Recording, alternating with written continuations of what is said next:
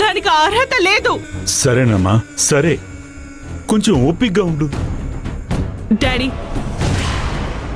దాని మనసులో భయం అనేదే ఉన్నట్టయితే అది నా దగ్గరికి వచ్చి మాట్లాడేదా? నన్ను చూస్తే దానికి ఎందుకు డాడీ భయమే లేదు? ఆఫ్టర్ ఆల్ తోటలో పనిచేసే దానికి ఎలా డాడీ ఆ తారక్ సపోర్ట్ చేసి మాట్లాడుతున్నాడు? ఏయ్, నోరు మూయవే.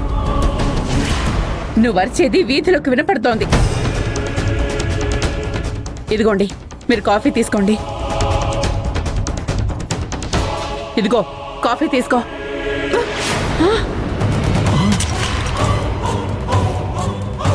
కాఫీ అంట కాఫీ. ఇక్కడ ఏం జరుగుతుంది? నీకిప్పుడు కాఫీ కావాలా? ఏయ్, ఏంటి నీ పిచ్చి కోపం?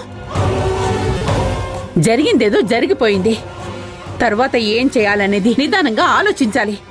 నిదానం అంటే ఇంకెంత నిదానంగా ఉండాలి? ఆ నీలవేణి నలుగురు పిల్లల్ని కనే వరకు వెయిట్ చేయమంటావా? అమ్మా, నా మాట వినమ్మా.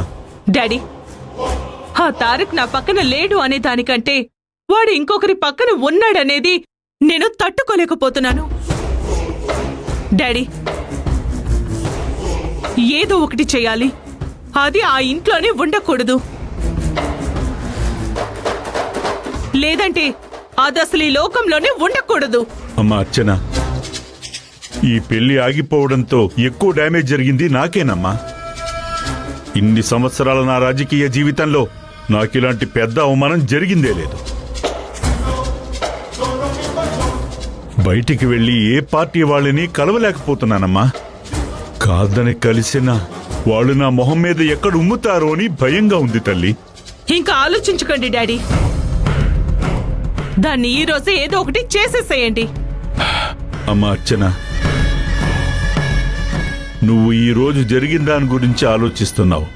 నేను రేపు జరగబోయే దాని గురించి ఆలోచిస్తున్నాను.